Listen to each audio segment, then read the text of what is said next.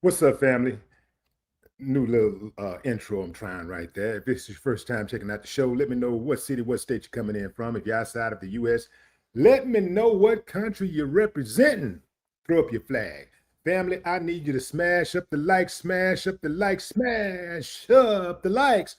Also, if you have not done so already on YouTube after you subscribe, there's a little bell next to your subscribe button. Go ahead and click that thing right now so you can get your notifications each time I drop a new video like this. That way you'll be in the loop.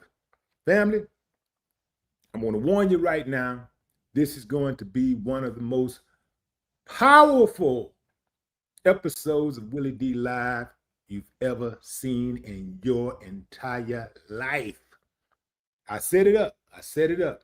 And Nurse Charles is going to knock it down. Today, we're breaking down the psychology of self-sabotage, including while some people, like Officer Tatum, seem willing to undermine the very community they come from.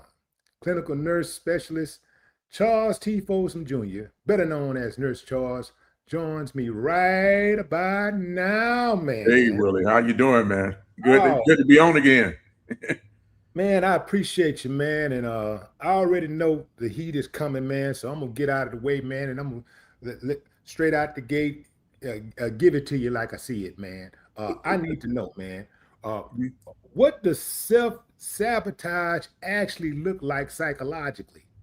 Okay, let me break it down. First, let me say I've never examined, I don't know Officer Tatum personally. I've not done any assessment on him, and I'm not a psychiatrist. But I'm a clinical nurse who sees psychiatric patients from everything from schizophrenia, psychosis, hallucinations, schizoaffective disorders on a daily basis. So when I look historically, what the evidence really shows us is there's a number of different psychological components that can exist. And we'll go over those, and you'll see if you see any parallel between your pre-mentioned individual and these particular concepts I bring into play. So first, we look at what's called code switching. And code switching is an adaptive stress response, right? That's where you feel like you have to fit in with a particular group of people, or you're just trying to survive. Now, keep in mind, Willie, much of this stuff is learned even from slavery times. And we're going to go to that in a little bit. We talked about that a little bit earlier. You talk about social identity, and then we look at what's called social identity theory, which is really you trying to fit into a group. And if there's a group that's more dominant, you'll fit in with the group that's more dominant, and you'll come against the group that's less dominant in order to survive. That's number two. Then we look at respectability in politics. And this is really where you're going with the flow of what people say, even if it's true, with no truth being in it at all, right? And much of it's misinformation. But in order to fit in and get your way, your pathway through the gate, you'll say whatever's being said. That's called groupthink concept. And then what we have is what's called cognitive dissonance. And that's when a person's livelihood is kind of controlled by a particular group. Right? They're going to get the bag, not taking into consideration that the bag is harming or self-destructive. And lastly, we look at what's called institutional incentives. You got to look and see and say whether or not the individual that you're looking at or their actions are portrayed in a way that they might be being paid. And I say that to say this, let's look historically at the individual that you talked about in particular, right? Officer Tatum was with the SWAT team in Arizona. Mm-hmm. And yes, and in 2018, I think it was, he was hired by Turning Point, which was Charlie Kirk's organization.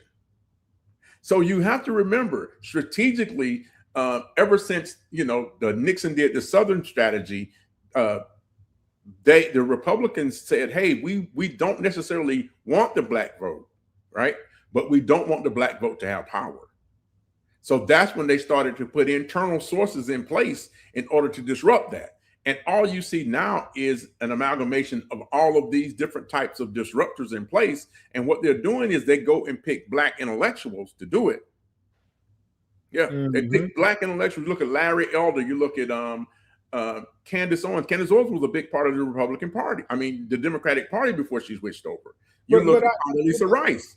Yeah, they get those because... Mm-hmm. Go ahead. Jump in real quick because Officer Tatum is a lot of things. No. Intellectual does not come to mind when I think of Officer Tatum. He's not I an get it. intellectual. But Larry Elder is not an intellectual. I would give it to Candace. She got it. Yeah. She got it. But the other two. Yeah. But hold on. Let's define intellectual. Okay. In this particular case, I'm talking about a person who understands the verbiage, not true knowledge, the verbiage to communicate to influence other people. Okay. So what they're looking for is, when you look at the socioeconomic status of blacks, the people at the higher class and higher class blacks vote. That's the group that they're targeting. So they get people that can mirror the communications and use the same language that they use to make them think to differentiate themselves from those in poverty. Mm-hmm.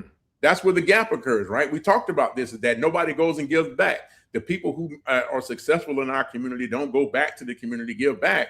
This is part of that give back, and it disrupts that give back because only the people on the ground know the real issues that they're having that need to be addressed. And the intellectuals in our community are the ones that can help them understand the strategies to put in place to mitigate that gap, right? They can fix the problem, but if they never communicate with each other and they see each other as different entities, that gap will remain. Like education. That's the biggest gap we have right now. Well, we were talking off camera, and you brought up something that I think everybody need to hear, because I never heard it like that before, man. Okay. We've heard about the two types of slaves. Yeah. But you have a theory that there is 5 types of slaves. Oh, yeah. It goes much further. And we're talking about a slave adaptive personality type disorder. Not disorder, but a slave personality type. How you adapt to the condition of slavery. And we're going to get into some of the things that Officer Tatum said later on, which we'll go into much greater detail on. But initially, you're looking at 5 different types. The first type is going to be what's called the artisan. This is a real skills craftsman. He can stay autonomous. You know, he's a blacksmith, or he does railroads, or he does something specific in the community that he's needed. He's not being tortured or being taken advantage of because he's needed in the community.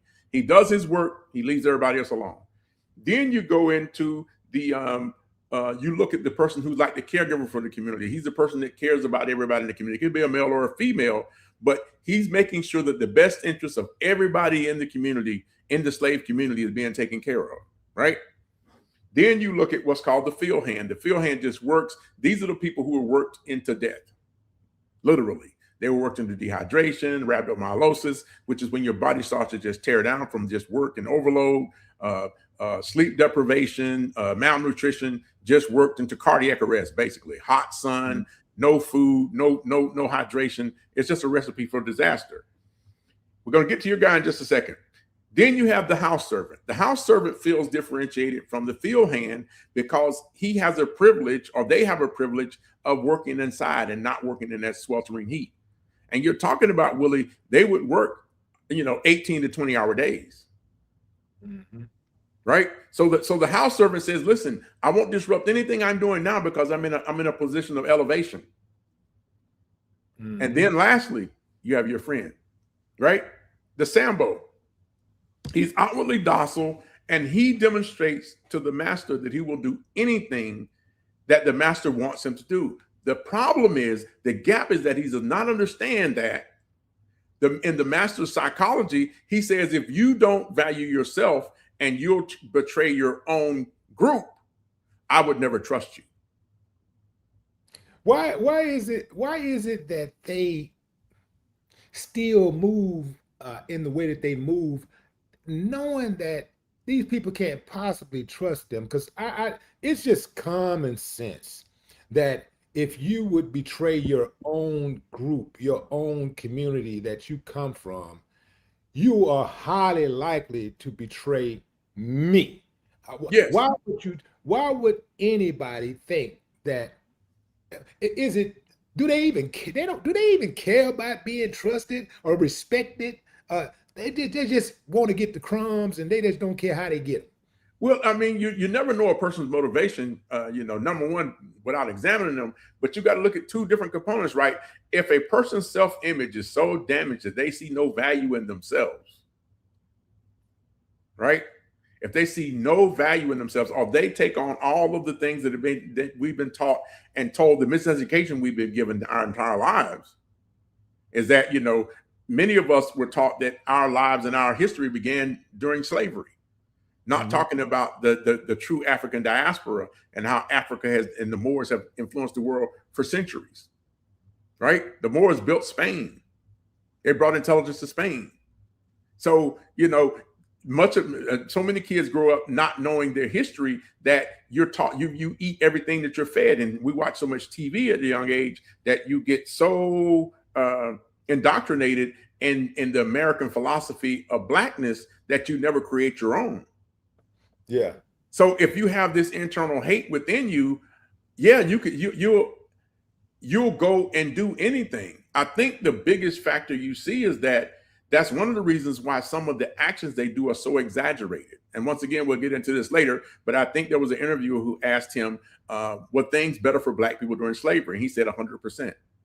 That's an over exaggeration and one of the most absurd statements I've ever heard in my life. And we'll break it down further later on, but that's the actions that have to be taken by them in order to prove to the master that I am willing to do anything and everything in order to get you to accept that I'll do for you. I'll tell on others. Yeah, I just can't. Before I move to the next question. He did explain that what he said about slavery being Black folks being good during slavery was taken out of context, because he actually said that we were better off after slavery, but he said yes when the guy said was Black folks. Charlie Kirk said Black people was better off during slavery, and he immediately said, yeah, we were. And then he said, after slavery, we da. So although he agreed at that moment, he immediately said after slavery, he talked about how Black people were, doing a lot better after slavery. But so let me break down how absurd that is. For him to say, and even for Charlie Kirk to say, that Black people's condition was better during slavery. Let me give you a parallel that you can put into your mind. Chattel slavery was one of the worst historical events in world history. I've seen nothing close to it. But chattel slavery was so brutal and so demonizing that Adolf Hitler used that as his strategy for the Holocaust. Yeah. Right? Yeah. It's just impossible for me to fathom how a person could desire acceptance from another group and make that more important than their loyalty to their own. That is beyond me. Like it's something I can't even begin to fathom. And he did cry when Charlie Kirk died. Yeah. The same way Samuel Jackson died in Django. Exactly. When he was challenged on it, he said he wasn't crying for Charlie Kirk. He was crying for Charlie Kirk's children. However, so this man is the same dude who said that he wouldn't cry if one of his kids died. Yeah. So he would cry for the white man's kids who might experience trauma after their daddy dies, but he would not cry if his own kids died. Yeah. It's just a hyper exaggeration. Hate for your ass, boy. Yeah. It's him hyper exaggerating actions to make it seem like he is committed. One thing I know as a clinical nurse, the first thing that we do is look in somebody's eyes and determine whether or not they really believe what they're saying. Mm-hmm. And the one thing that I can see, and I have not assessed him, I've not diagnosed him, he does not believe what he's saying. And we see that with many of these guys who come up. We see it in Tim Scott. We see it in a number of congressmen who come up and say all kinds of outrageous things. I saw military guy. I think he's in the Congress, and they were talking to him about the Obama picture with the monkeys, and he says, "Well, it was a depiction of the Lion King." These guys will lie. They lie for monetary gain. They lie because they don't value themselves, and they feel like affiliating themselves with something that has always been they've been told is valuable will make them a better and more valuable person. That is just absolute ignorance. I get it. I get the motivating the monetary motivating factors. I get that, but how does a person psychologically, how does a person bring their mind to become a harsher critic of their own community than others are? People are already out here dogging people in your community. You say, what a lot of them like to say is they're saying this because they're in the community and they want the community to be better.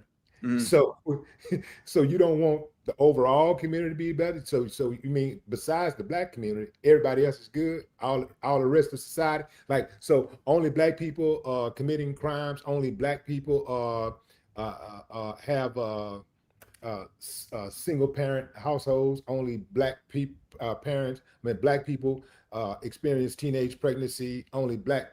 You know what I'm saying? Like, yeah. It doesn't make sense to me how anybody can be a harsher critic of their own community than others are. Yeah, but here's the thing. They're hired by an entity that says, hey, we want you guys. He was the director of urban engagement for Turning Point USA. And he was designed, his job was to recruit blacks into their organization or whatever, right? To have some kind of community engagement. Here's the goal and objective is to be able to split the black vote.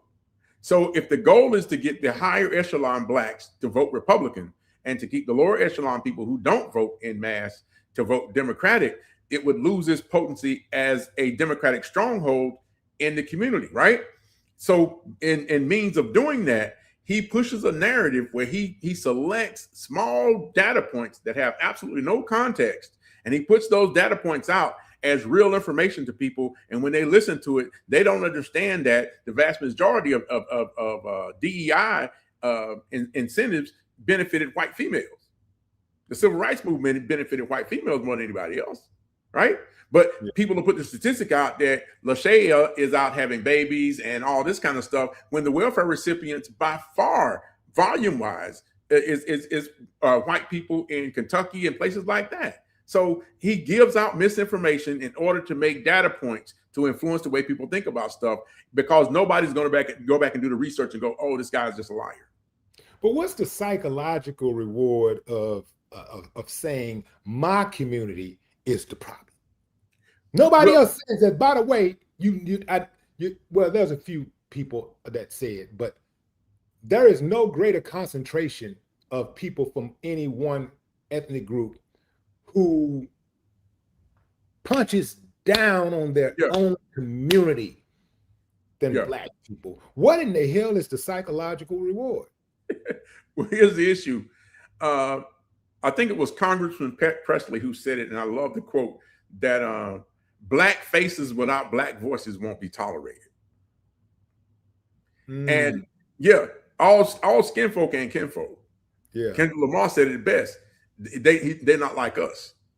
See, very few, everybody can come and point the finger and be the Monday morning quarterback and go, well, black unemployment is this and black folks is doing this, right? But when you look at education, black females are at the top tier of everybody. So it's not a capability. So the capability component has been thrown out. That theory has been thrown out. So now what's the next thing you're going to do to change the goalposts? And guys like that are always looking to create negative narratives. So the reward is for them is that if I hate myself and I see everything about my culture that I hate, I want to get as close and get the smallest bit of acceptance from the other culture as I can, because that's my real reward. I'll give you an example, Willie. We talked about this earlier. I live in Atlanta, and there's absolutely gorgeous queens who are educated, financially stable, doing great things, and can't find men. And I see those same brothers who should be engaging with those queens, right? And they will go get someone who doesn't have education, who is not voluptuous or beautiful, and not even fit into their social circle, but they'll accept that, and they won't accept the highest tier of the great. So the playing fields are not the same. It's not equitable, and that's all evidence of them hating themselves, that internal hate. Considering what you just said, how do women who are black women who are amongst the top tier maintain their dignity and not stoop to the level of these women who are being who appear to be sought after, but we know why they're being sought after. We know that guys are not looking at these women as permanent solutions to a family. But what is what kind of direction or advice would you give those women who are out there listening, saying, hey, y'all say y'all want this, y'all want a virtuous woman, y'all want this type of woman, but I'm all of that, and it seems like this chick over here is getting the most likes, she getting the most followers, she getting money, she married to an NBA player, and what do we as men tell women who want to be considered by men who are quality? So here's the issue. Historically, black women have had to become so strong that it's created a power struggle within our community. So you have to remember, during slavery, the black female is what kept the family together. Right? I don't think a man's psyche would have been able to tolerate and keep the family together. So let me give you some things. For instance, the black mother not only loved the husband, but when slavery was abolished, as far as transatlantic trafficking slaves in, that's when you started to see a proliferation of what was called buck breaking camps or breeding camps, where they started breeding slaves in order to produce human beings. And when that happened, you could have a mother who could have to service the master, many of his friends, as long as keeping her husband intact, her husband having to service them in open public, her children being sold. And she still maintained to keep the family unit together through all of that psychological brutality and trauma. That black female is different. She's different. And the black man fails to acknowledge that she's different. She's built different. She's built different than anything on the face of the earth. And when you look at the Eve gene, which is really the genetic code that shows that a black female closer to the diaspora can produce any race of child on the face of the earth, they all come from her. So the black man has to learn to appreciate that strength that she has and allow her to be the driver of his success. Because as much as I love Barack Obama, I don't know if he's been president without Michelle Obama. Yeah. Okay, I'm finna go there, man. I'm finna hit you with one out of the left field. Okay, considering that the black woman is that strong and intelligent and person that's the glue that keeps everything together, and I'm gonna go beyond just the black family. Like when you look at America. Woman, I'm saying she is the mother of civilization, right? So why is it that and this is a shoe fit wear, so if the shoe don't fit you, you shouldn't get offended. So why is it that you have white men who want to have sex with black women? They ain't got no problem having sex with black women, but they hate their black male sons and they hate their fathers, and they want to kill, not all, but some of y'all, you want to kill black males. How is it that how do you also reconcile the ones who want to have sex with black women on the low, but won't make them honest and be seen in public with them? Well, you have to remember, just historically, world historically, in fact, the black female has been coveted all over the world. You look at countries like Argentina. Argentina went through a cleansing where they, eliminated the African out of their culture, but they kept the women because the women carried that genetic code. The Spaniards came in and bred with the women. The Europeans came in and bred with the women. They got rid of the men. They got rid of the men through military force. They put them in the army and let them, demise that way. But they kept the women because they understood the value. And what I'm trying to get to is that value, like what? Yes. But I'm trying to get to the value, but also the psychology behind these guys who they want to have sex with Black women, but at the same time they want to brutalize Black women, and they want to also brutalize the children of Black women. Yeah. If you hate Black people so much, what drives you to want to have sex with Black women? That's what I'm talking about. Oh, like Thomas Jefferson. What is the motivating factor that make you want? Because I'm gonna tell you, let's keep it a buck. Okay. There ain't a white man on this planet that would not have sex with the Black woman of their choice. So don't care what they say. I don't care how racist they act like they are. Yeah, they are the descendants of their grandparents, and the ones before them, who owned human beings, but also sexualized them and procreated with them. Yeah, cheated on their wives with them, cheated on their girlfriends with them, and sometimes sold them to other owners. Yeah, violated them in every way possible.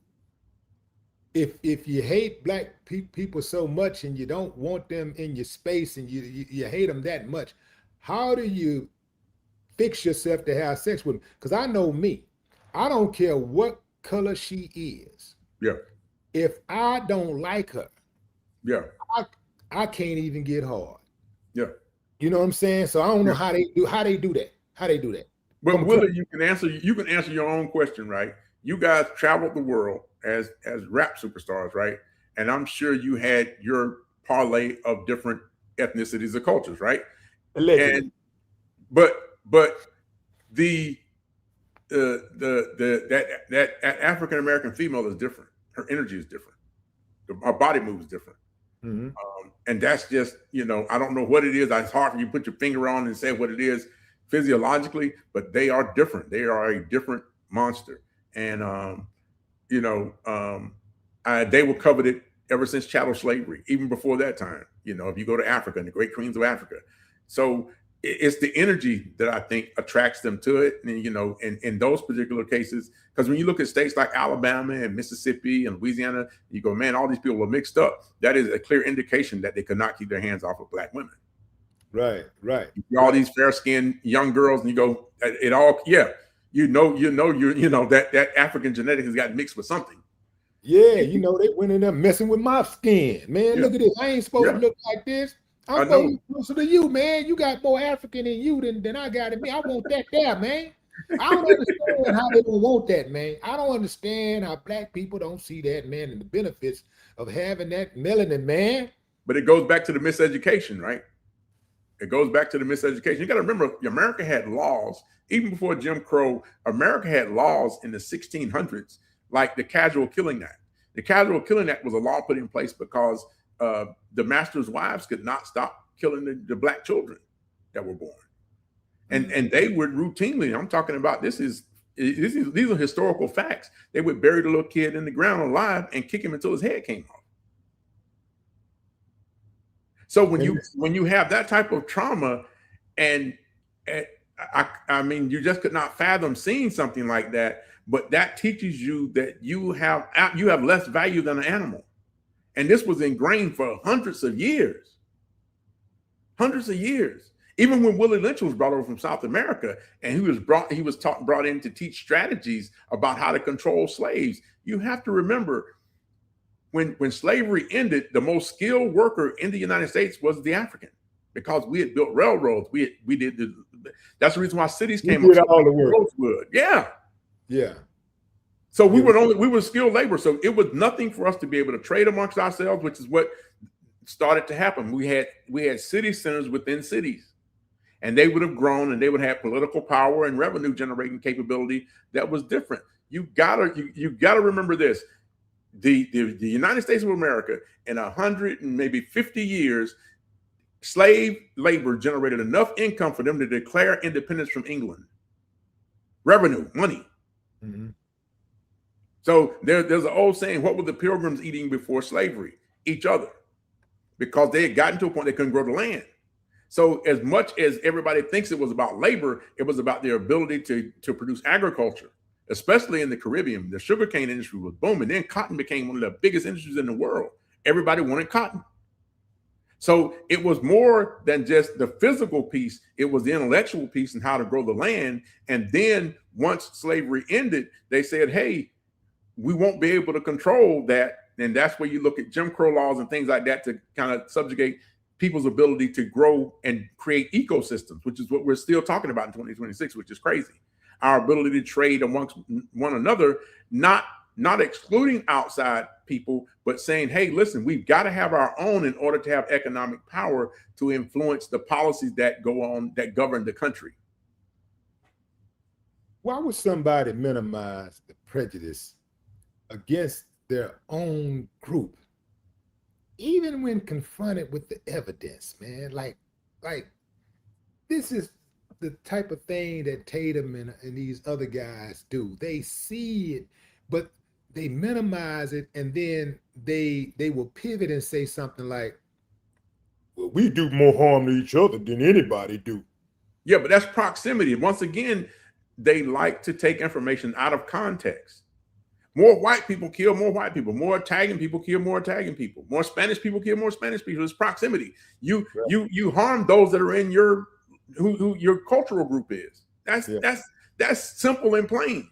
But to say that is to point it out as African American, it's always trying to demonstrate a deficiency in us instead of going to the real neighborhoods and saying, hey, let's make sure boys and girls clubs is available to kids. Let's make sure they get after school programs. Let's make sure we got, violence prevention programs in place. Do you go and talk to the gang members? Do you talk to them about how they kids are dropping out of school?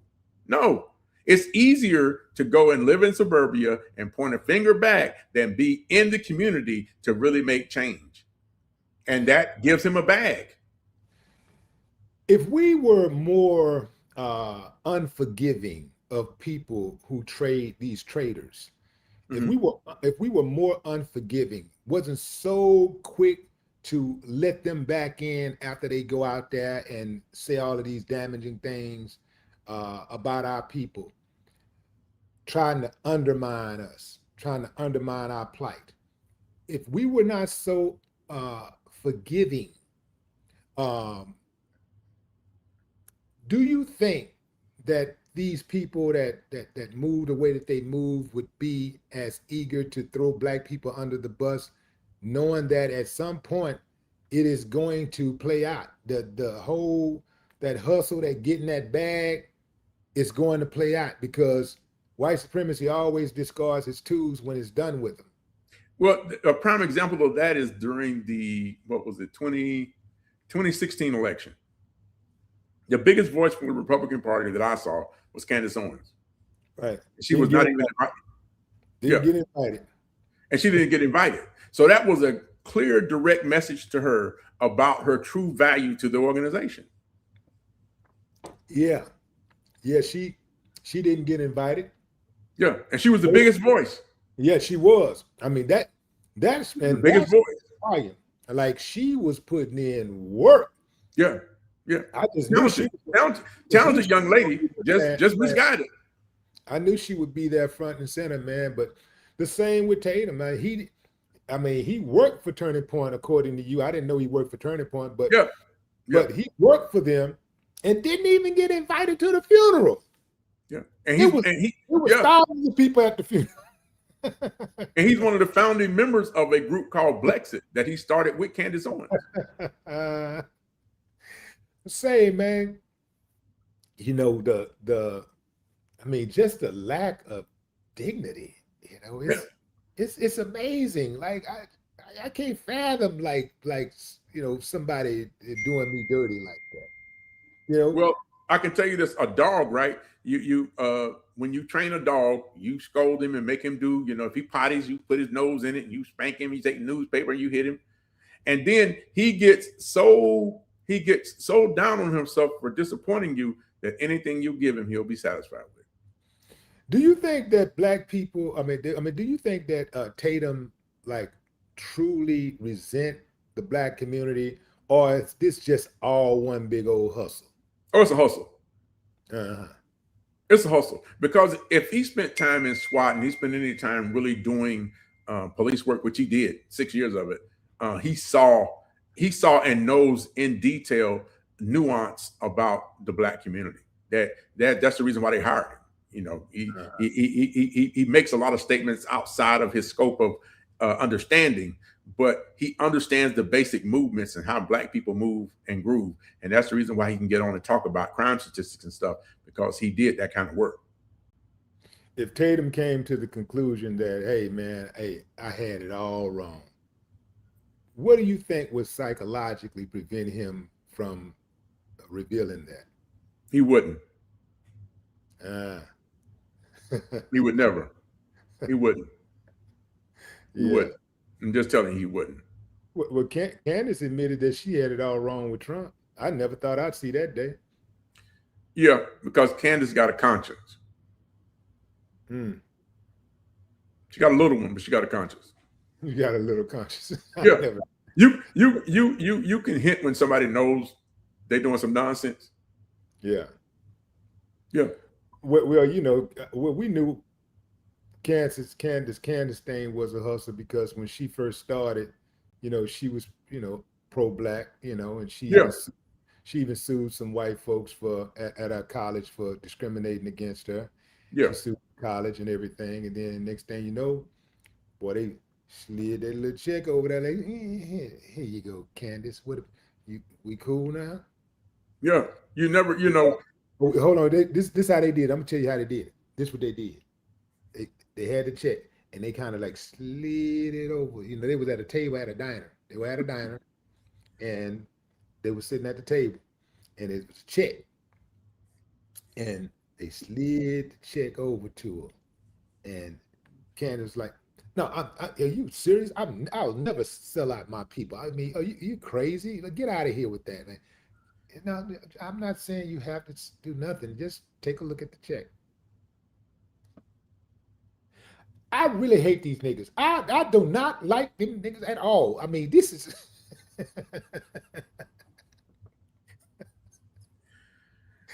that's the only thing I can see, fam. Like, I mean, it makes zero sense to me. And I know for a fact that if white people was not it did not make up the dominant race, instead of kissing white folks' ass, they would be kissing Hispanics' ass if the Hispanics were in charge. If Asian people was in charge, they'd be kissing Asian people ass. You know what I'm saying? It's about power. It's about power and money. Right. So they're moving in relation to how much power and influence that they can gain. Yeah, I mean, because I saw a video of Tim Scott, and the president shook everybody's hand but his. Yeah. And then a lot of those guys that was championing Trump.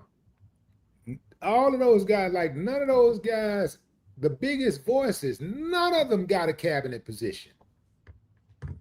Yeah, it's all a hustle.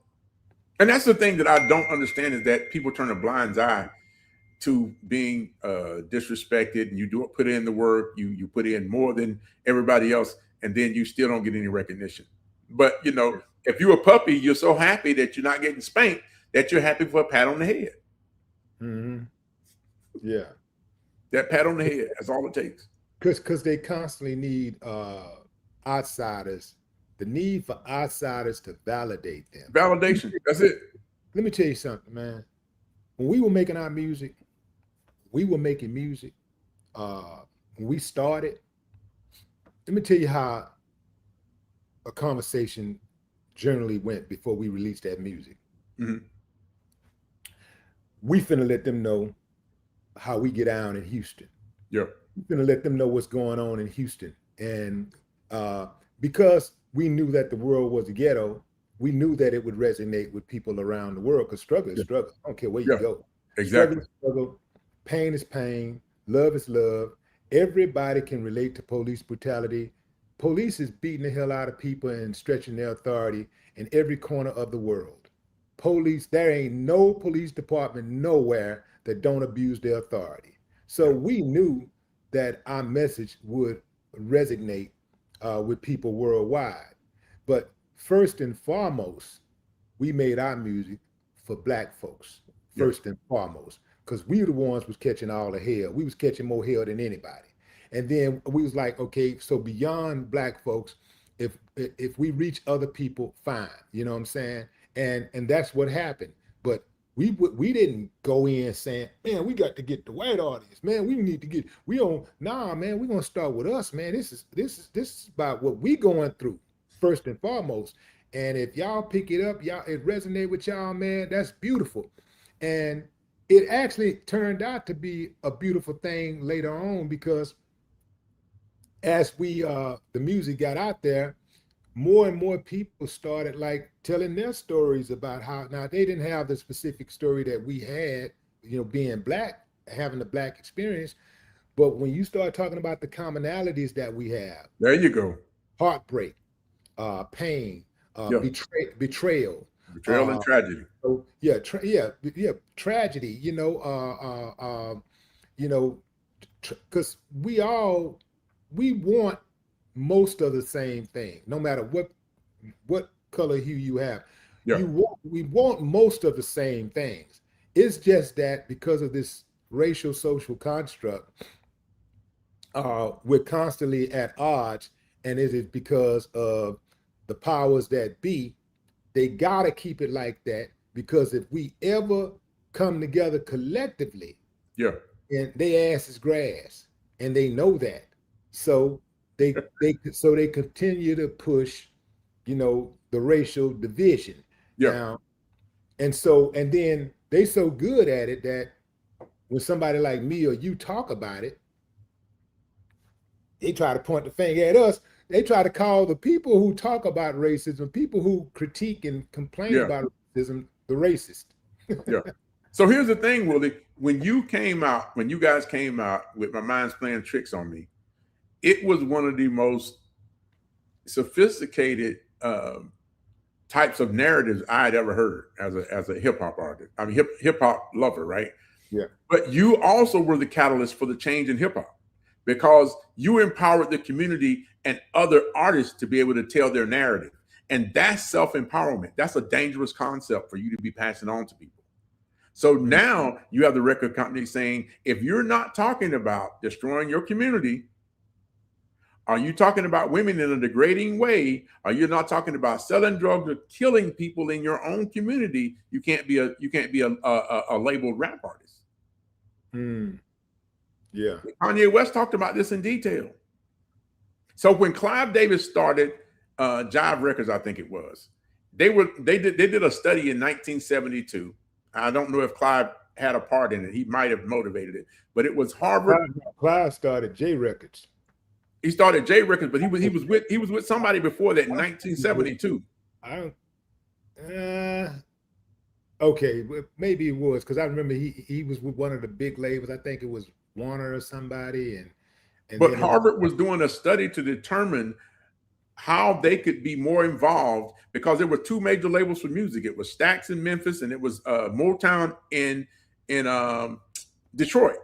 And they said they wanted to be more involved in the money, because they were losing money because Black artists were making music and money without any involvement. And that's the reason why the major record labels started picking them up. So he did work for Jive. You're right. Yeah. So here's the thing.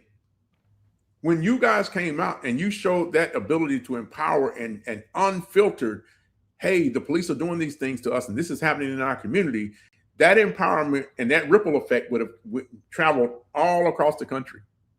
And that's a dangerous concept, because the independent thinker and the empowered thinker is very, very powerful. And that was a movement. And they squelched that movement by putting people in place and putting restrictions on the artists on the content that they could produce, not empowering content. Even though you guys talked about a whole bunch of stuff, sex and drugs and partying, your core message was, hey, we can own this, we can control this, and here's what's going on that we see every day. That's a powerful narrative. Yeah, absolutely. And you know, I'm actually proud of that work, man, because we was always conscious of telling the story, but making sure that if we went there with and we talked about violence, we made sure there was a context to it, though. We made sure it was a cautionary tale. We made Yeah. sure that it was contextualized, because Yeah.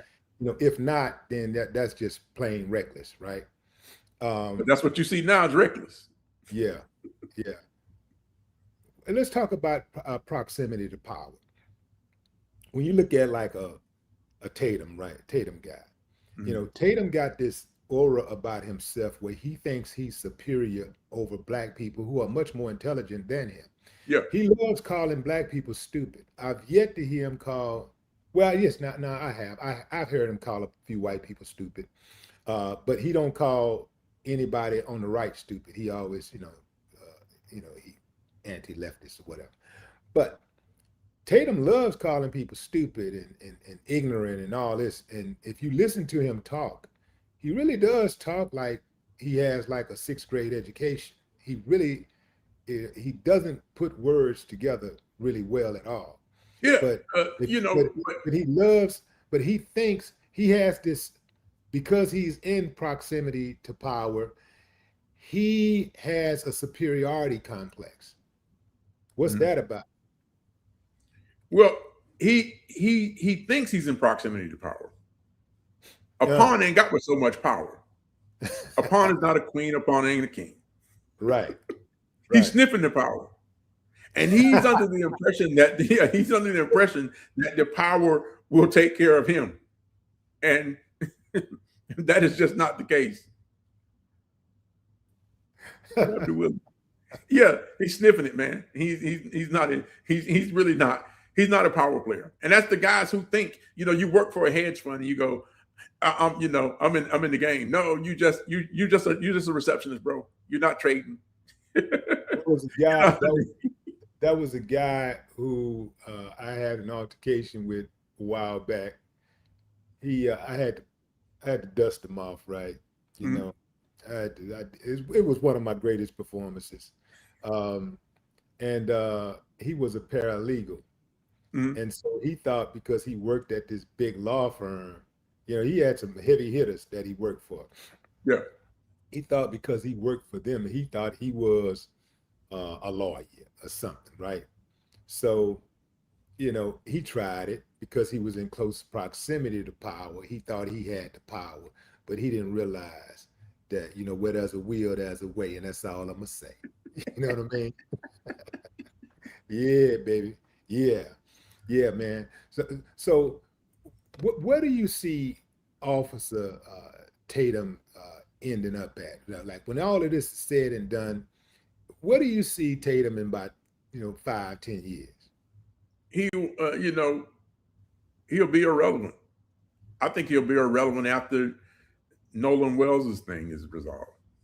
I think he'll be irrelevant because he did a recent video against a bunch of black intellectuals, and when I tell you he got slaughtered, I wanted to send him a first aid kit and some paramedics. They were eating him alive, and he had no rebuttal. He had no true contextual rebuttal to any of the things he was talking about. He was talking about the Tulsa massacre, saying that it was a conflict and blacks were as guilty as whites in the whole conflict. And I'm like, bro, you've not read history. Oh man, come on, man. I saw that, man. This dude 10 people versus 300. Come on, man, stop. This dude said, I'm paraphrasing, but he said something to the fact that he was being asked about the massacre. Yeah. And he was like, yeah, well, it was, two sets of people, black people and white people, they had a disagreement. And the whites got the best of them. That's what he said. So once again, it's just an over exaggeration of context, and just This is why outrageous, outlandish. this is why he has no this is why he has no credibility. Yeah, none. When you say things like the Tulsa massacre was a simple disagreement between blacks and whites, and they got into a regular old fight, and the whites got the best of them. Yeah. You have zero credibility. I mean, when I say zero credibility, it's maybe negative. It's negative credibility. No respect whatsoever for that dude. Yeah. When I heard that from all parties, and when you would say that the black family is better under slavery than they are now, I just, the absurdity of it. There were no words to describe how I felt. I felt embarrassed for him. He said he actually said after slavery. He agreed, but he corrected himself immediately. He said after slavery. He said after slavery. And what is he talking about? A week ago? Or is he talking about immediately after slavery? Well, I think he was talking about. I think he mentioned. I think he may have mentioned Reconstruction or something. I can't remember. So I guess the families were better since that's when lynching started to occur. Right. That's when Jim Crow laws really kicked in, when we couldn't get jobs, and when we built our own cities, they got burned down. There were 138 different cities that were burned down in the United States. 138. Right. Rosewood and Tulsa are just the ones you see at the top. Right. Just like Nolan Wells and Daniel Irvin and Shannon Wilson and so many others are just the ones that you see at the top. But if you see those at the top, which they try to actually bury, just imagine how many others, how many hundreds, how many thousands have gone underreported, or not reported at all. So I saw a statistic recently where they lined up these 4 guys who were, mass unalivers, right? And between the 4 of these guys, Dylan Roof being one of them, they had unalived over 27 people. And then they showed 4 individuals who were black, who had not harmed anyone, had not committed a crime, and had no record. And of the 4 guys who did all of the unalivings, there were 0 bullets shot. Of the 4 individuals, one of them being a black female, there was over 161 bullets. You're talking about from the police? Yeah. Well, that's how it go when you work in law enforcement, and you also, it's like a Klan member. You're a full-fledged Klan member. You work, or you a Proud Boy or a neo-Nazi or whatever. Yeah. That's how it go when you allow these type of uncivilized mutts to work in law enforcement. Well, the problem I have with it is that we, as a society, we act as if we can see ourselves being brutalized, but we're supposed to still conduct ourselves as if nothing has occurred. Right. Hence the shut up list. You didn't make the shut up list. Did you make the shut up? You didn't make the shut up list. No, I don't. You saw the shut up list? You don't know what the shut up list is? No. What's the shut up list?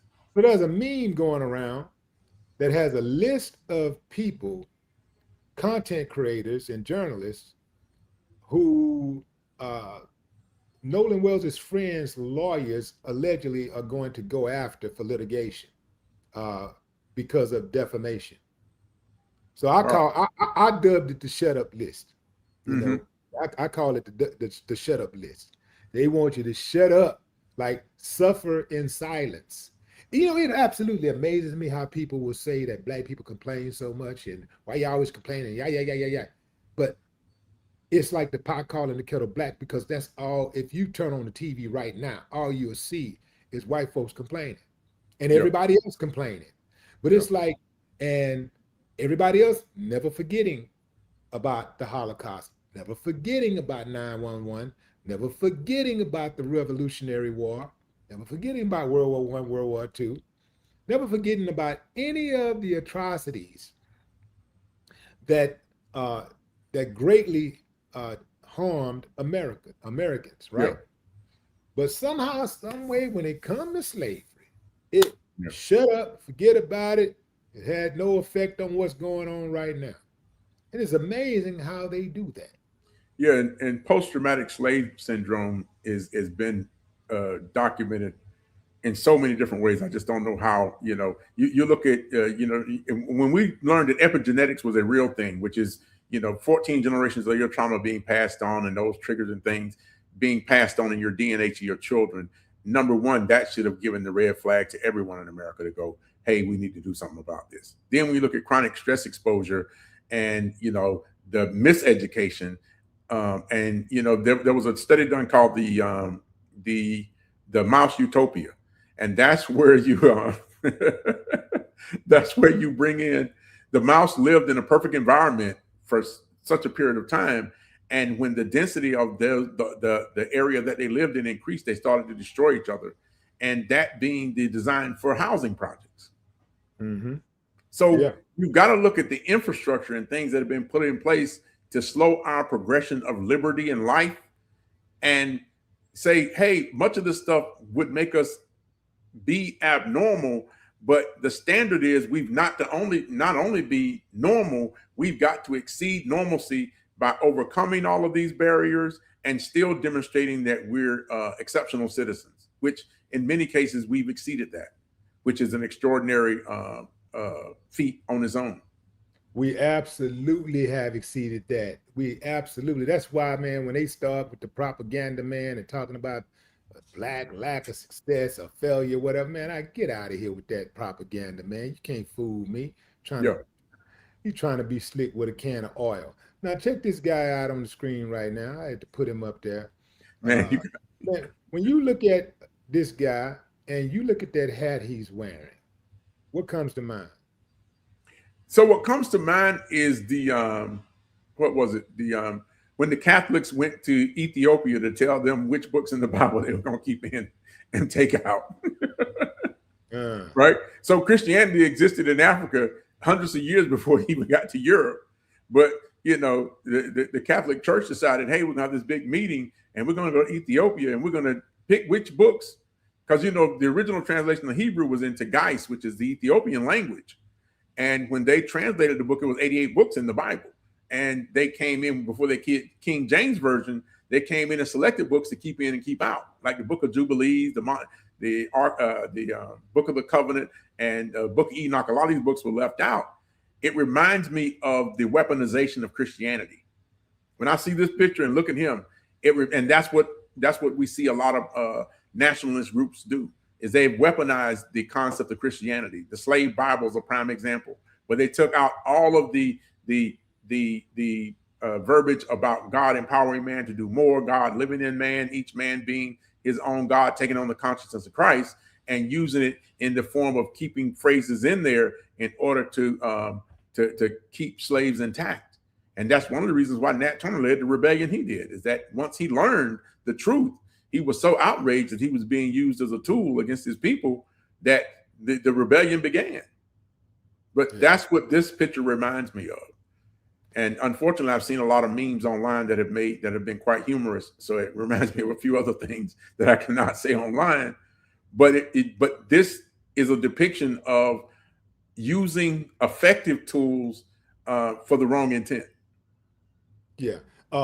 So family, I want y'all to give me your impression of this. What do you see? Everybody in the chat. When you look at this picture, you see this dude in this picture, you look at that hat that he has on. What comes to mind? Drop a comment. I'd love to hear your answers. I'd love to hear your thoughts. And this is the same thing that Trump invokes. Like Trump do not care nothing about no God, no Jesus, none of that. And because he don't even know passages in the Bible. He know nothing about the Bible or none of that, but he likes this. They will invoke God and Jesus in certain speeches and stuff, because they know if I just drop God or if I drop Jesus on them, I'm forgiven for whatever transgressions, but I'll also be revered. I'll be loved, because I know it's a certain amount of people out there when it comes to speaking about religion, man, they'll forgive you doing, and you can do anything to them and they will forgive you. Yeah. As long as you throw Jesus in there, you throw God up in there for good measure, man, you home free. It don't matter if you're caught up in thousands of files, where little girls have been harmed. It doesn't matter. Yeah. Jesus That's the sad part, is that we live in the world where we follow the text, but the text has no context. Because there's no way that Jesus would sit by and watch a country bomb thousands of little children. But America supports it. Give them billions of dollars a year. Yeah. Well, it was a lot. It's at least a good 40-45% of white women supported him also, even though he said that he mentioned that he grabbed women by the PU. Yeah. He said that they voted for him. There was dozens of women accusing him of SAing them. They voted for him. And I bet you $1 to a donut, some of them same women were pointing the finger at R. Kelly saying he needs to go to prison for life, or Diddy saying that Diddy needs to go to prison for life. I guarantee you, I bet you $1 to a donut that many of those same women were very critical of Diddy and R. Kelly and even Bill Cosby. Yeah, the thing I don't even understand about the whole Bill Cosby thing is that he went, he essentially went to jail for, I guess, SAing a man, wasn't it? Because I saw the picture and it showed it looked like a woman. Yeah, she was kind of rough, man. Oh man. Man. Yeah, so I didn't know if she had transitioned or what actually her pronoun was, but I was like, wow. Yeah, I was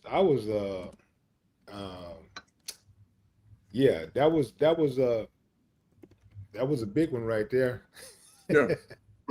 But we've always seen that, even when, Michael Jackson was accused of all of that stuff. And now, the very accusers that, now that he's gone, one of them, unalived himself, and the others all came back and recanted everything. So we knew that wasn't the case.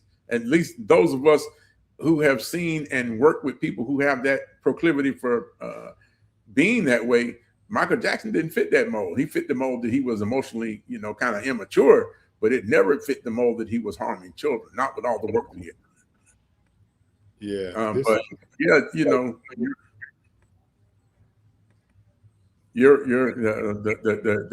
the president has done some, having the beauty pageant with the Man, you're killing me, Willie. Say, man, I want some money. Hey, man, it was 50 years ago. You remember that? Remember we was up there in that room on the rooftop? Remember that? I want some money. It was, it just threw me off a little bit. That's all I tell you. Yeah, I don't think, I personally don't think that Bill was guilty of that. Yeah, I don't know if he did other women that way. I cannot account for that because he very well may have. I have no idea. I just looked at that particular case and I was shocked. That's all I'll say. Yeah, I was like, ain't no way Bill did that. Especially when you consider, how beautiful his wife is. Yeah, Camille is gorgeous. Oh my God. It was something to see. Yeah. Even up in age, she's a beautiful woman. Yeah, beautiful queen. Beautiful queen. Yeah. I think as a whole, Willie, we've got to get to a point of understanding our history and understanding the things that we got to put in place. And Kamala Harris said this very, very well. She said this at the State of the Black Union. This was 20 plus years ago. She said, crime is not violence, and crime is not just criminality. It's the education system. When we fix the education system, we'll fix the crime. If you come out of school and you do not have opportunities and you have no hope, the crime is going to be in your pathway very soon. If you don't have any skills, and now with technology being the way that it is, it's displacing a lot of the jobs that we used to do. Amazon looking to go full robotic by 2030, and I ain't telling you they won't be able to do it. Yeah, I think it's multifold though, because besides education, you can have all the education that you want, but you can still be driving down the street after just leaving school and on your way home, and police pull you over and shoot you in your head.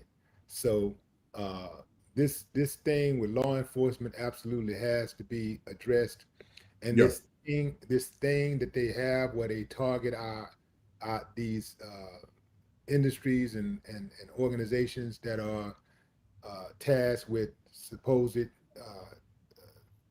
that are supposed to help us, to give us aid, not handouts, but aid. I mean, we pay taxes. And I'm gonna tell you something, fam. Don't you ever be ashamed to use any of these services that are supposed to be to help you in hard times. That's why you pay for them. That's why you pay taxes. It ain't free. You pay for them. So don't let these clowns try to shame you because you had to get some assistance, or you had to get some type of supplemental income. Don't let these fools trick you out of your position like that. But I think that when you have these think tanks that rear their ugly heads every 5-10 years with a brand new way to try to subjugate and hold Black people back, that's a problem. And those systems need to be dismantled.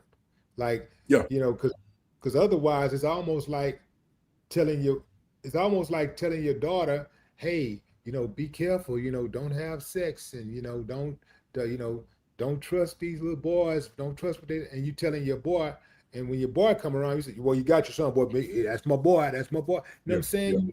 You make it harder, to enforce the other side, right? You're not teaching the boys. If you're only teaching the girls and you're not teaching the boys, you make your job harder on teaching the girls. Right. Yeah. So if you're not addressing the systemic things that are put in place to hold Black people back, and sometimes even guarantee a number of failures. If you're not addressing that simultaneously with education, then make the job of education even harder, and you make the overall plight of Black people harder. But I'm gonna ask you this question then. So when we look at the gap between policing in our neighborhoods, I think one of the remedies is them understanding the culture. And they don't understand the culture. And when you give an uneducated dude a gun and a badge, and he in a culture he don't understand, he's afraid all the time. Okay, so a lot of these things they doing many of them are just intentional evil malice, but some of them are also fear. I'll agree to that to an extent. Now check this out. They don't understand Asian culture. They ain't over there shooting them. They ain't over there shooting them up. They ain't gunning them down. They ain't shooting them in the head. When last time an Asian person got killed by the police on the streets of anywhere in the United States of America? It don't happen. You know why? Because they know that them Asians got backup. China will come down here and blow their ass off the map. They know that. They know they got a country that has an interest in lives of the Chinese people. So they ain't messing with them for that reason. Those uncivilized much know that if they were held accountable, that is what would stop them from doing what they're doing. It's not, oh, we don't understand the Black communities, that's why we kill them, and that's why we're so afraid. No, they understand the Black community enough to know who to kill and who not to kill. When the last time they killed a Black man in a Rolls Royce? You dig? When the last time they killed a gang member? Talk to me, man. Look, bro. I'm telling you, man. Yeah. All of it is systematic. They understand exactly what they're doing. They've been mandated to be able to go in and do what they do. They've been mandated to do that, and this is why they do it, because in most cases they know it ain't gonna be no consequences. They ain't Yeah, gonna and be no no, repercussions. and No so they do repercussions. it. So they do it for that reason. If all of it, if right now, today, if it was mandated that, okay, from here on, all cases that where police officers shooting black folks are going to be under extreme scrutiny, and we find out that you did something dirty, And they take your your retirement. your ass going to prison. You Yeah. straight up going to prison. Your whole life is going to get upended.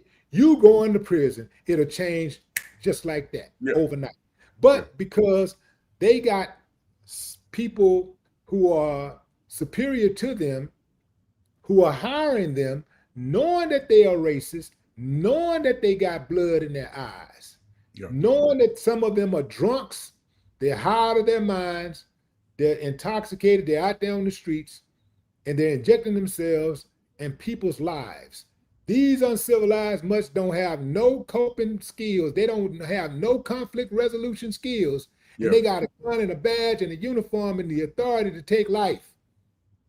See, so once the hammer come down on that, where they start being held accountable, then you'll see change. Because just taking them out of the black community is not going to be enough, because the black people ain't just staying in the black community. We got to cross that track. We got to cross that line. Got to get on the freeway.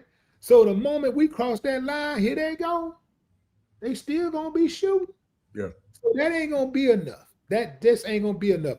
Them bastards know what to do and what not to do. They know who to mess with and who not to mess with. They know. Man, I appreciate you coming on the show. Always. Any parting shots?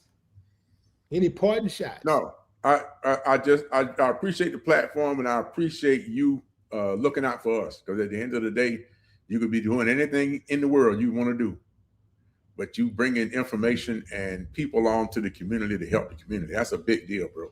That means a lot from those of us who might not have the resources to live the life that you live, or and others, because so many others that's at that level or higher don't even look back to the rest of us. You're looking out for the least ones. That's really important. That's really important to your audience to know. You're looking out for the least ones. Because I understand the least ones is me, man. That's shit. It affect me, man. I understand how it affects me. Yeah. You know what I'm saying? Like, what they say, what you do to the least of us, you do to the rest of us. Yeah. That's like I say, I don't know the officer. I think what he does is despicable, and I think everybody in the black community should reject the narrative that he places on us. It's intentional. It's negative. It's inaccurate. It's ignorant, and it's evil. Ladies and gentlemen, Charles T. Folsom Jr., otherwise known as Nurse Charles. Appreciate you, man. Appreciate you. All right, fam. Here we go. Let's get into the comments. Let me see what y'all saying. Cozy Boy, what up? Because you can. Raven Harris, what it do? Amazing Love. Kamaka. What the L? The Truth for Real. Howard McIntosh. What's up, Miss Swanee? Miss Swanee said, Charles, thank you. Got the West Jackson, Mississippi girl who was killed and hung by her older boyfriend. He was questioned and stated he found her after. Man, there's so many bodies popping up right now. So many young people being found hung or drowned or shot to death, man, this is not, I don't think these are coincidences. Yeah, this is happenstance. This is not happenstance. This is by design.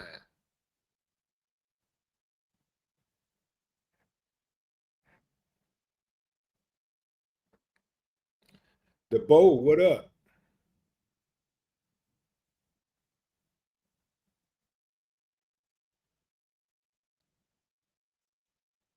Who is that?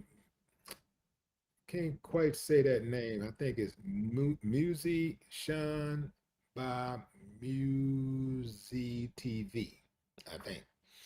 Amazing Love. Koozie Jacuzzi. When we fight. There you go, right there. That's it right there, y'all. When we fight. Smooth. What's up, Ernest Smith? Miss B. Greer, what's up? Linda Baldwin, what it do?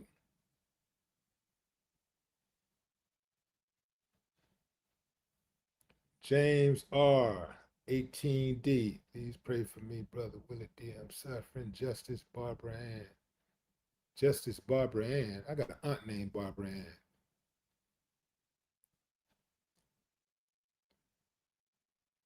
D. King, caption this. All right, fam, that's my time. I appreciate y'all joining live. Hit that like button before you get out of here, fam. Make sure you hit that like button and put it in their faces. Yeah, that's how you do it. Put it in the face. You know, that like button, send the message out to other people who might be interested in the platform. It helps the platform to grow. But it also puts it in front of the haters. And y'all know how we do over here, fam. We love getting under the hater's skin. We love making them have a bad day. We need something bad to happen for them.